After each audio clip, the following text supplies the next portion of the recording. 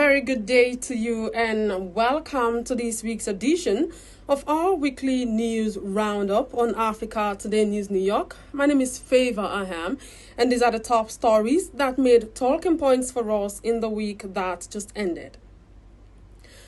On Monday, we began the week by reporting that the political saga unfolding in Rivers State reached an interesting juncture, with 27 members of the State House of Assembly making a significant defection from the People's Democratic Party (PDP) to join the All Progressives Congress, the APC.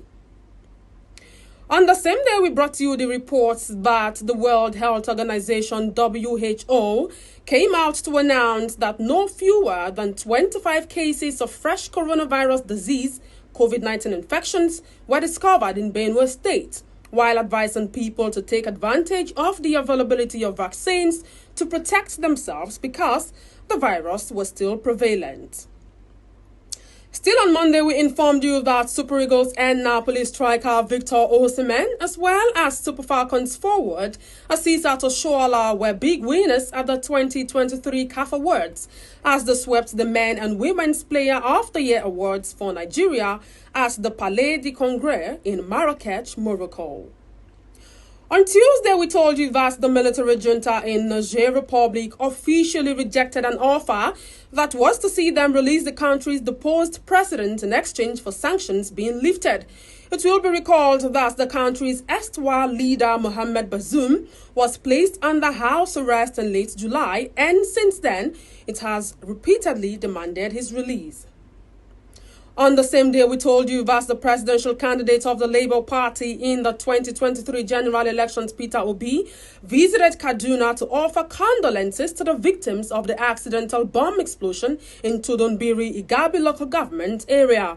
Obi used the opportunity to advocate for a foundation to cater to the orphans and victims of the attack, while further demonstrating his commitment by contributing 3 million naira personally to aid in the upkeep of those affected.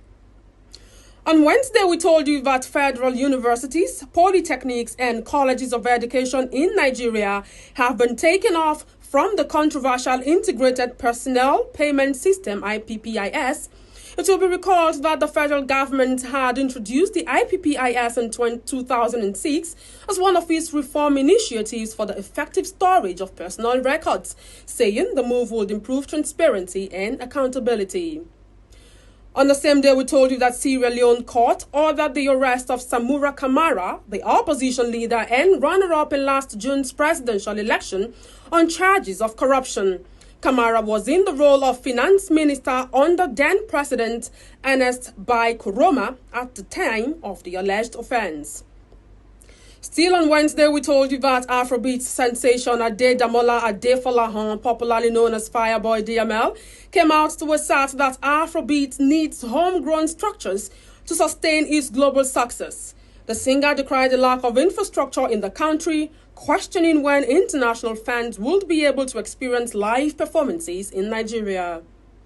On Thursday, we brought you the report that the NLC, Nigerian Labour Congress, sent a strong warning to the federal government not to heed the advice of the World Bank to increase the pump price of premium motor spirits, popularly called petrol, to 750 naira per litre.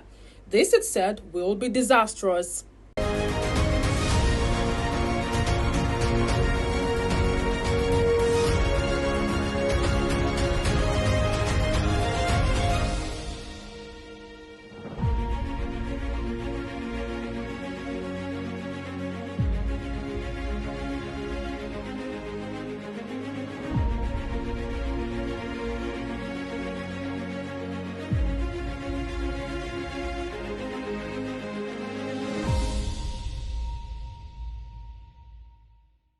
On the same day, we reported that a former president of the United States, Donald Trump, made a U-turn after he decided against testifying for a second time at his civil fraud trial in New York, insisting that he has nothing more to say. He said he had already testified to everything and have nothing more to say, Trump said in a post on his Truth Social platform. On Friday, we told you that the Supreme Court of Nigeria upheld the federal government's appeal, challenging the verdict of the appeal court, which dismissed the charges against Nnamdi Kanu. In upholding the government's appeal, the Supreme Court held that Kanu must face trial at the Federal High Court. On the same day, we informed you that Dr. Salihu Lukman, who is a former national vice chairman northwest of the All Progressives Congress APC, came out to warn that the ruling party might be booted out of office in 2027 by Nigerians if life became more difficult for the people. Finally, on Saturday, we reported that Mr. Dele Alake, who is the Minister of Solid Mineral, came out to allege that some powerful Nigerians were involved in illegal mining and were the ones sponsoring banditry and terrorism in the country.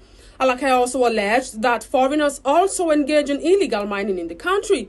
He, however, called on the federal government to pay close attention to the mining sector, which would take in trillions for the country annually. Lastly, we reported that Professor Benjamin Okaba, who is the president of the Ijaw National Congress INC, called on President Bola Ahmed Tinubu to immediately call the Minister of the Federal Capital Territory, Nyesom Wike, to order. This came against the backdrop of the heightened tension in Rivers State as a result of the political battle between Wike and Governor Siminalayi Fubara. Those have been the updates on our weekly news roundup for today. My name is Favor Aham. Thank you so much for watching.